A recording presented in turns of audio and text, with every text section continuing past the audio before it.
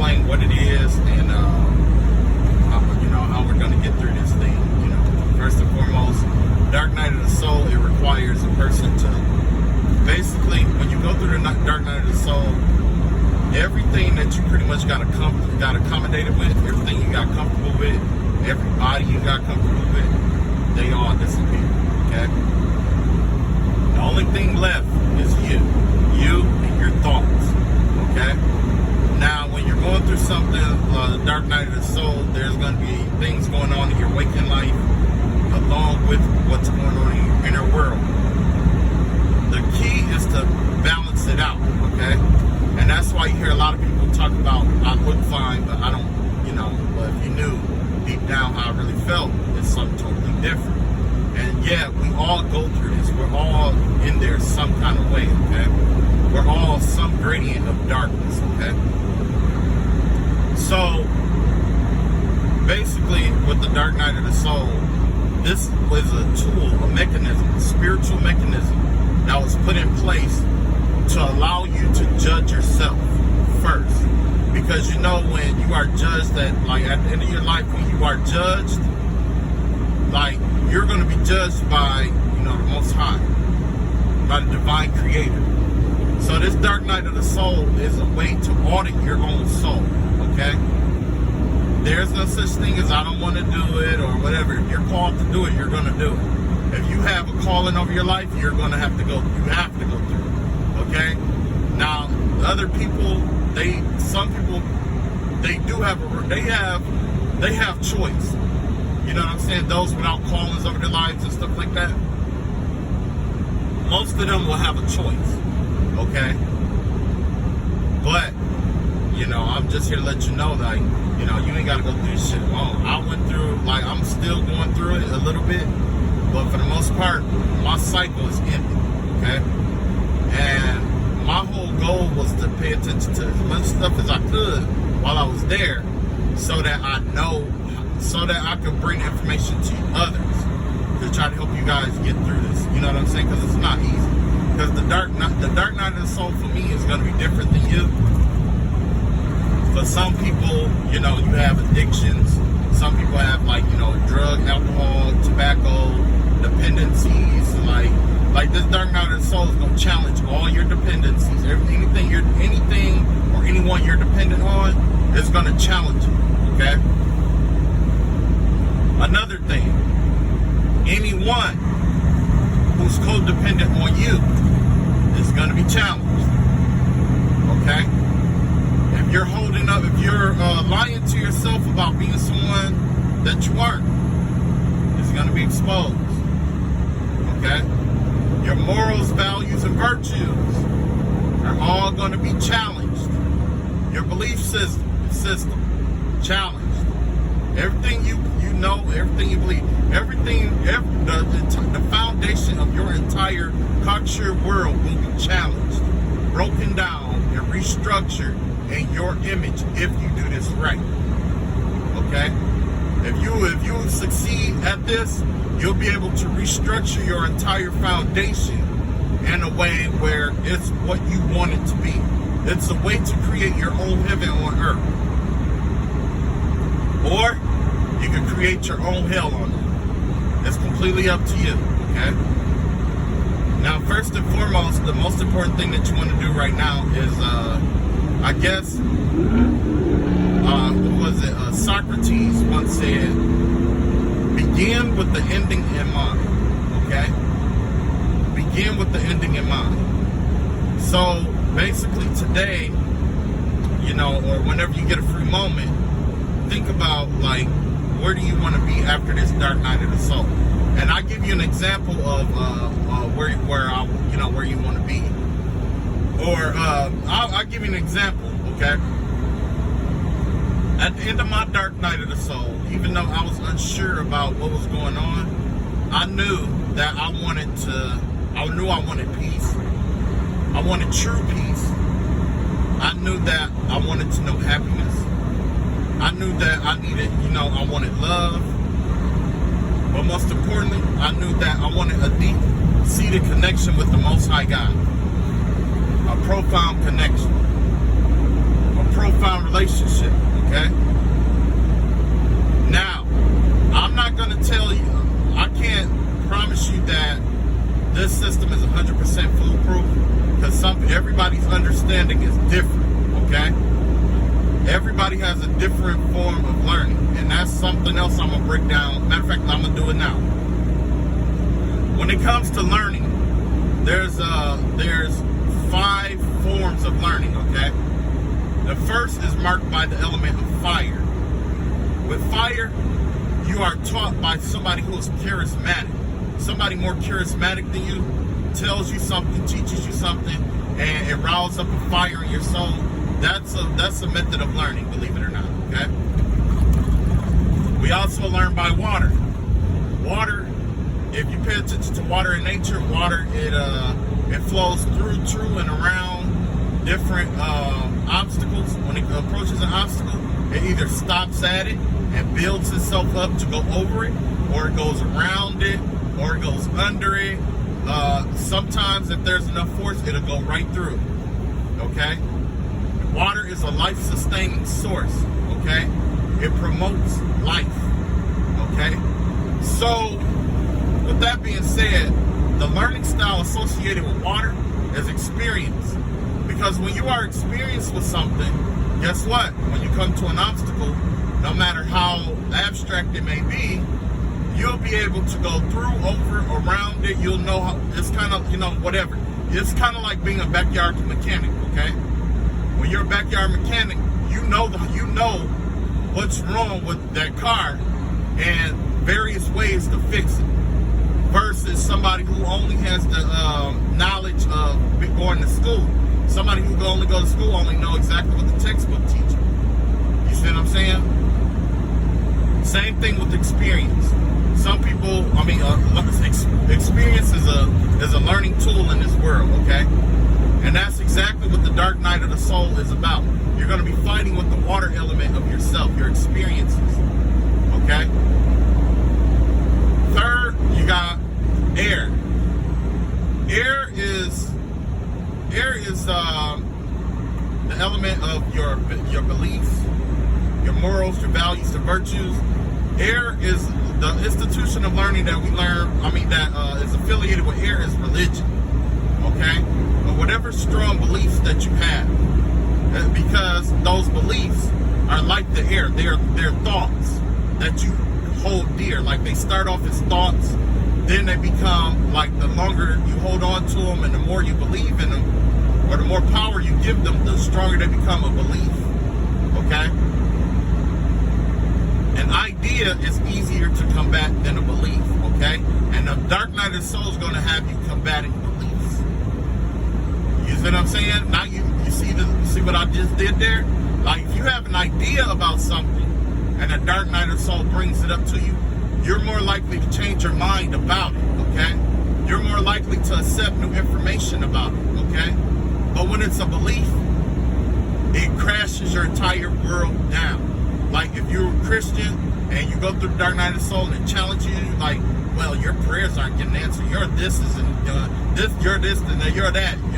You've been, this book isn't this, that, or inconsistencies with the Bible, whatever. I've heard it all. Because I am Christian. I heard it all, trust me. But that belief is something that you're going to have to fight. You're going to have to fight against it or fight for it, okay?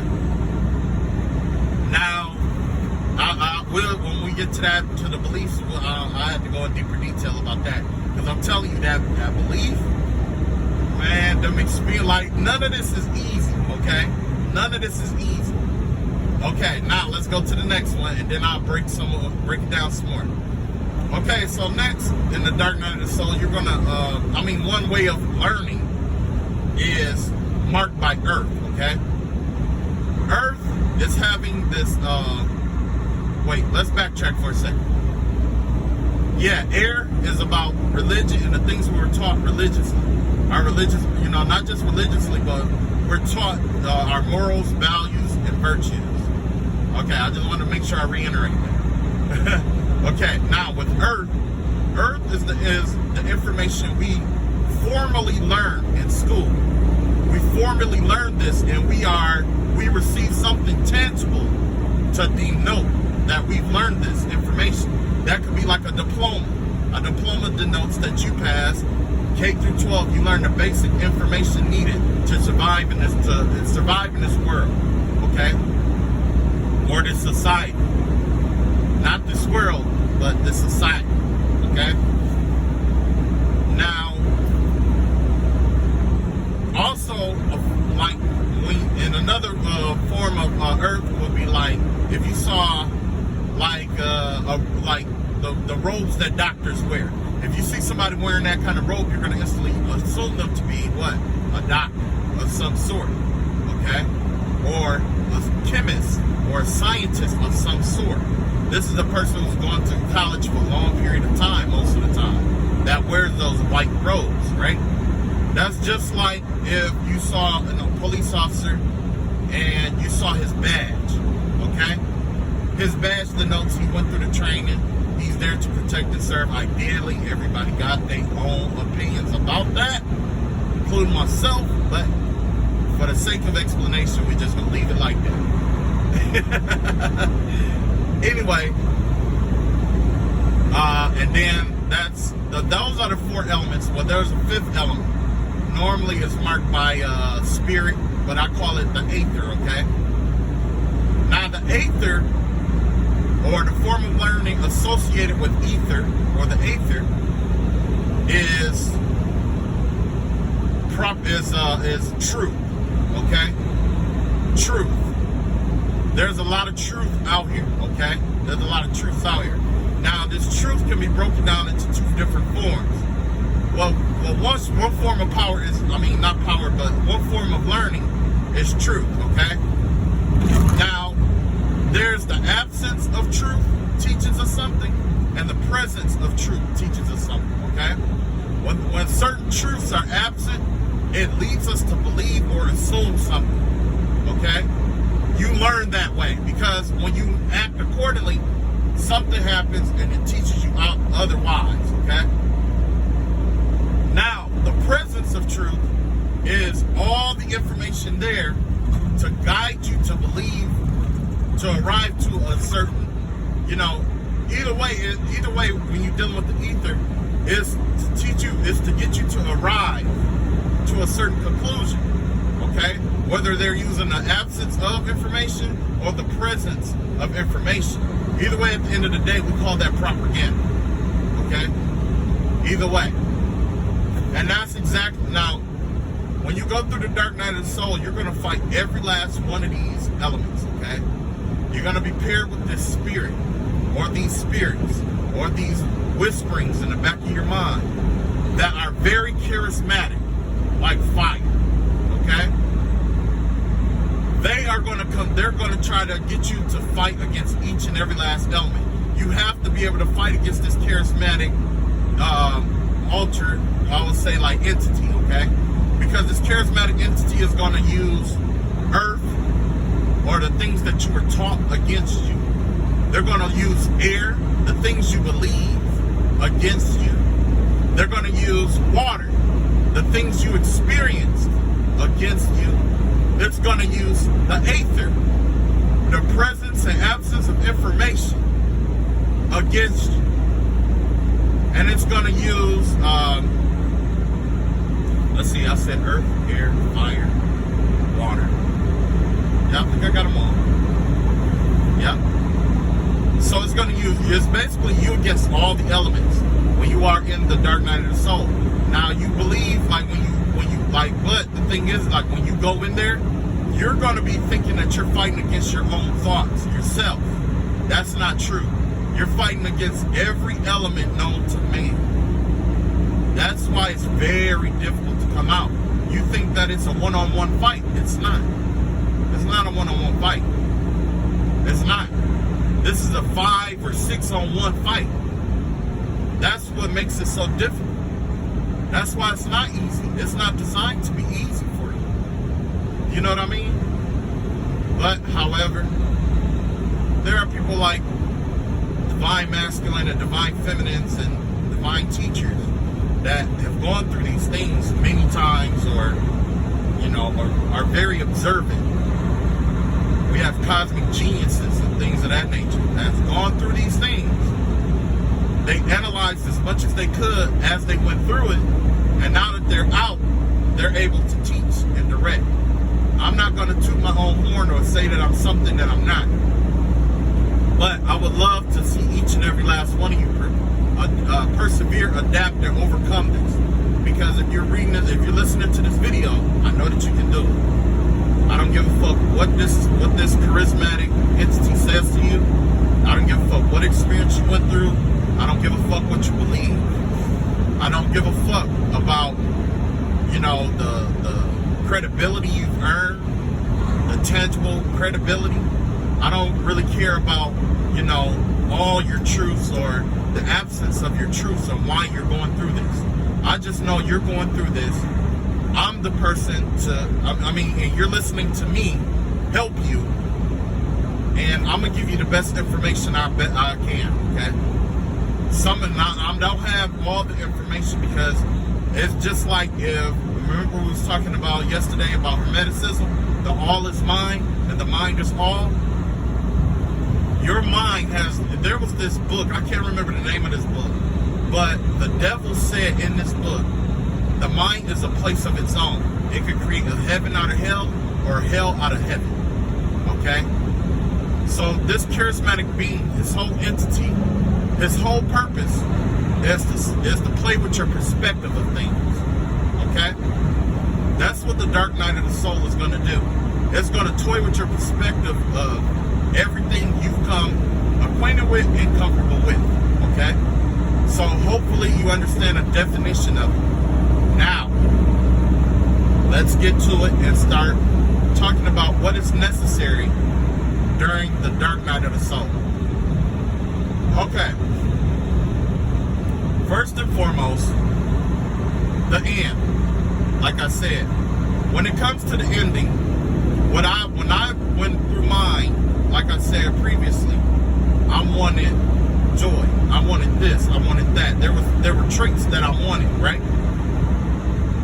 Now, I'm going to help you by I'm going to use Nicomachean ethics. Socrates, Nicomachean ethics, okay? That's where I'm quoting this book from, okay? Because that's the one where he said that we should pick out the ending first. The ending comes first. Decide where you want this to go or where you want this to end up, okay? There are many other books I'm going to paraphrase, and I'm going to give them full credit as I go along, okay?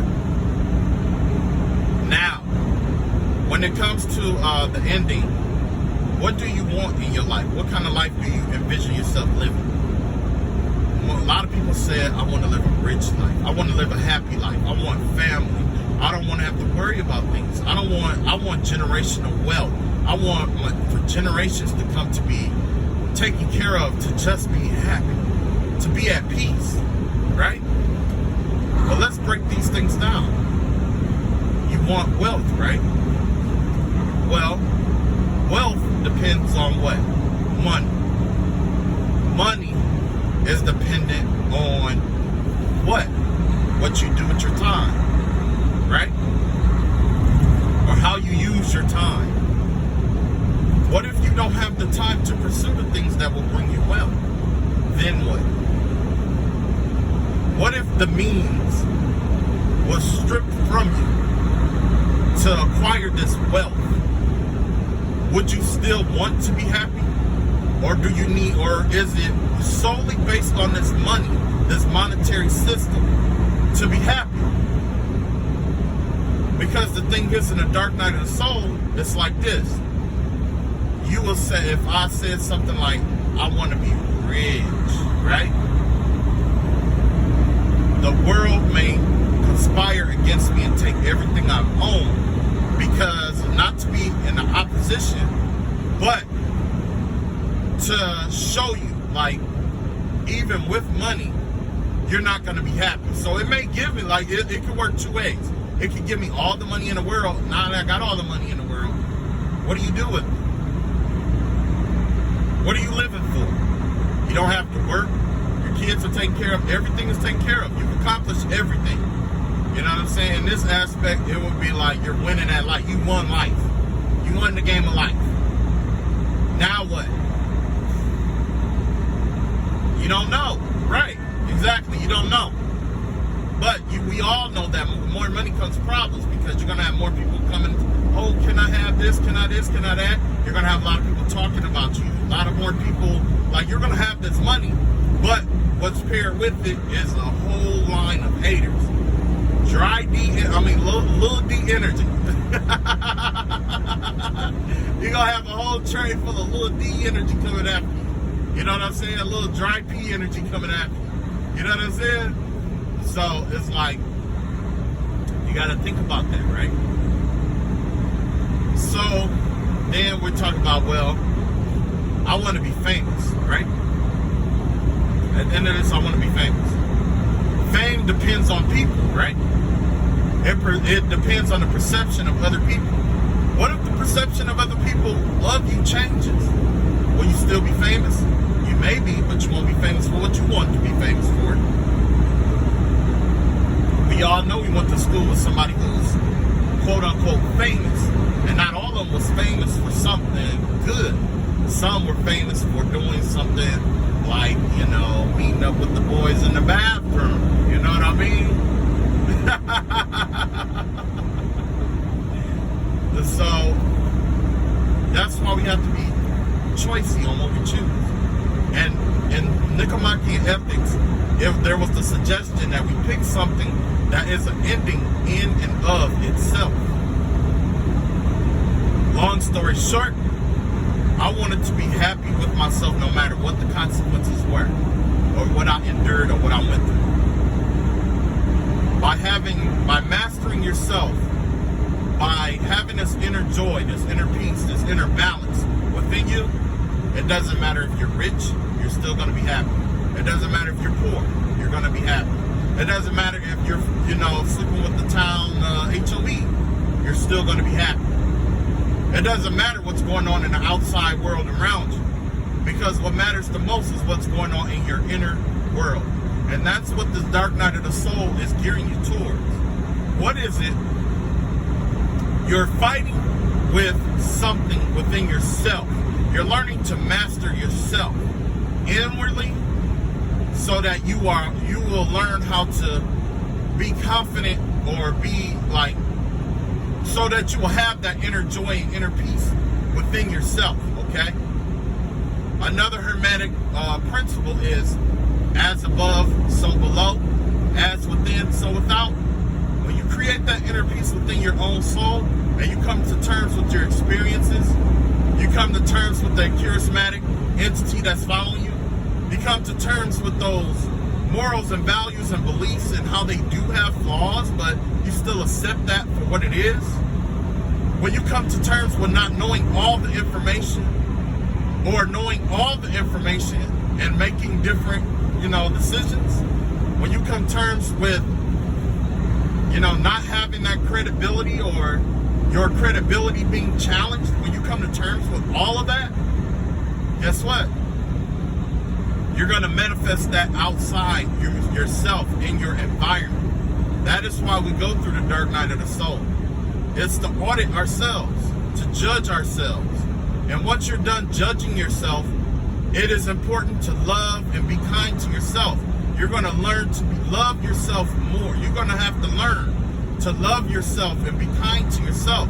Because, like I said, how you create that inner peace within you, and it creates that environment of peace around you, the same work was with love, okay? When you create inner love, when you create real self-love within yourself, you're going to attract it. You're going to attract love outside of yourself. Genuine love outside of yourself. Okay? So, yeah, it's really, it's like the Dark Night of the Soul I highly recommend it for strong-minded, for the strong people, okay? I highly recommend it. But for those who are going through it, that are panicky, paranoid about it, whatever, that's why I'm here. The whole purpose of me creating this channel or transitioning this channel the way I did was to reach out to people who's going through the dark night of the soul and let them know, like, you know, you're not alone. You may not have everybody around you accept you for who you are, but you have me. I really don't care who you are. Okay? I don't care who you are. I just want to see you succeed. I have this genuine love for you, and I want to see you succeed. And I know you can succeed. I know it's going to be rough. I know it's going to be tough. I know it's going to be challenging. But that's okay. We got time. We got nothing but time. I got nothing but time. I'm going to be honest with you. You see what I'm doing? I'm riding. I'm at work right now. I got nothing but time. Okay? Now, let's talk about what we talked about what the dark night of the soul feel like. And when I was talking about what it feel like,